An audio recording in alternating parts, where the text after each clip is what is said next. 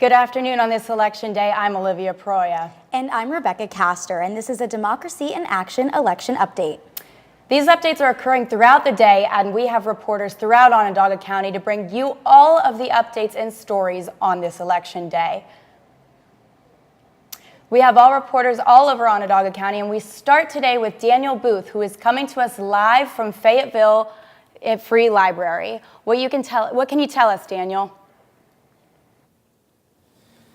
Daylight savings time might be upon us, but I promise you that the ballots are wide open. At the Fayetteville Free Library, people have been coming in and out all afternoon, and they're going to the community room to vote. A lot of people like going to the library because it's much quieter, much more reserved, and isn't as stressful as an environment for them to go in and vote. There are people turning out of all ages. We see people with canes and people in strollers. Parents are bringing their kids with them because they are not able to leave their kids at home in order to vote, and trying to get their kids started on the voting process early for sure. I had a little bit of time to talk to Antonio Massa, who is a Fayetteville resident, and he's 34 years old, and this is the first time he's come out to vote.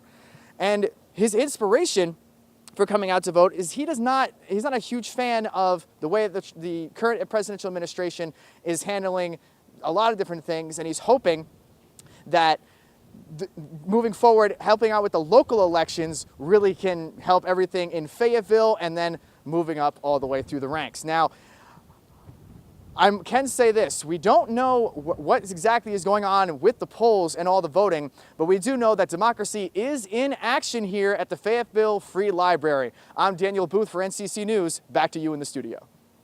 Thank you, Daniel.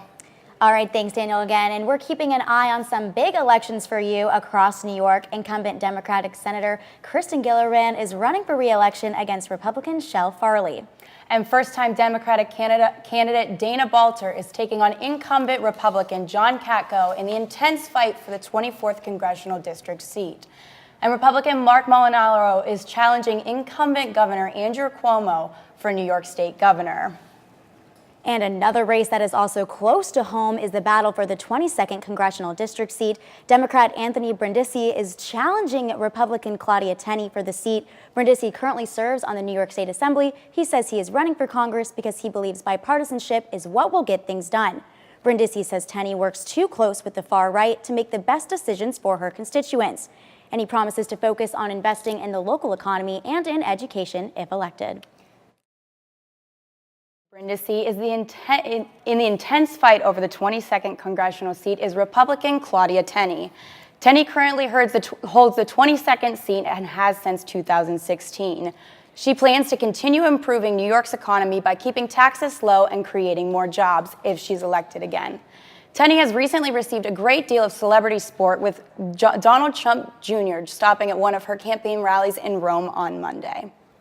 That's right. The president jumped in on this race when he tweeted his full support for the incumbent, Claudia Tenney. By tweeting, his tweet said, "I need Claudia Tenney of New York 22 to be reelected in order to get our big plans moving. Her opponent would be a disaster. Nobody works harder than Claudia, and she is a producer. I look forward to working together with her. She has my strongest endorsement. Vote Claudia." With a rainy and ugly forecast all day today, NCC News reporter Jack Watson meets with the residents who say rain will not stop them from voting in today's election. Cold, clouds, and pouring rain.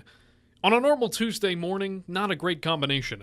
But this is Election Tuesday, and Mother Nature didn't stop voters from showing up extra early to cast their ballots at the Camillus Fire Department. Conventionally, weather like this keeps people away from the polls, but it's not a conventional year. Voter enthusiasm on both sides of the aisle is seemingly sky high. Just talked to David Sadowitz. He's originally from the Binghamton area and lives here in Camillus and believes it's his civic duty to come out and vote. I'm just glad to be in America. We can vote, we can disagree, yet at the end of the day, we'll pick up and move on whoever, wins. And that's what's important, and that's what makes our country great. Voter Beatrice Herrick shares that same sentiment. Because we have the right to vote, and if we want changes, we have to participate and check things out. In one of the more polarizing elections in recent history, Sadowitz says voting is the way to raise your voice.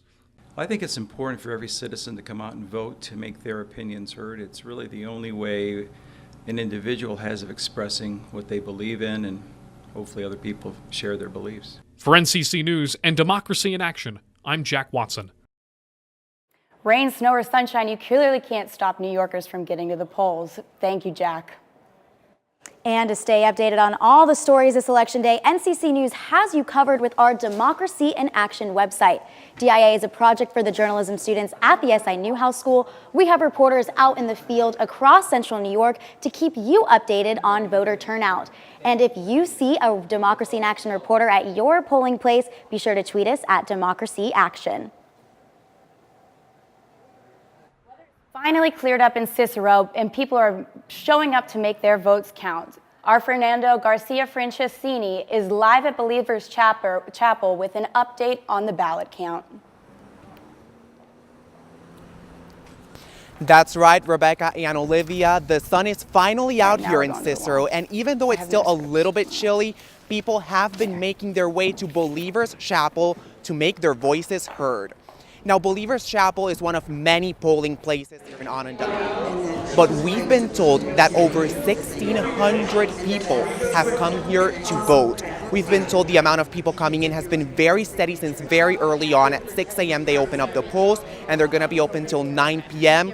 We've had people from all different ages, young ones, students to older people who voted in several elections have come back to make their votes this time. And I spoke to a man who has voted several times before. He said this election is just like any other before. If you want a hand in making change in your own country, voting is the best way you could possibly choose to do it, and the safest. Now, as I mentioned before, Believers Chapel will be accepting votes until 9 p.m. So if you still haven't had time to come here and vote, you still have plenty of hours. So make sure you make your vote count. We'll have more updates in Democracy in Action later on. From Cicero at Believers Chapel, I'm Fernando Garcia Franceschini. Back to you guys in the studio. All right, thanks, Fernando. And thank you for watching this Democracy in Action update from the NCC Newsroom at Syracuse University. Our next update will be at 6 o'clock, and in the meantime, continue to explore our site to see, hear, and read stories about the voters of Onondaga County.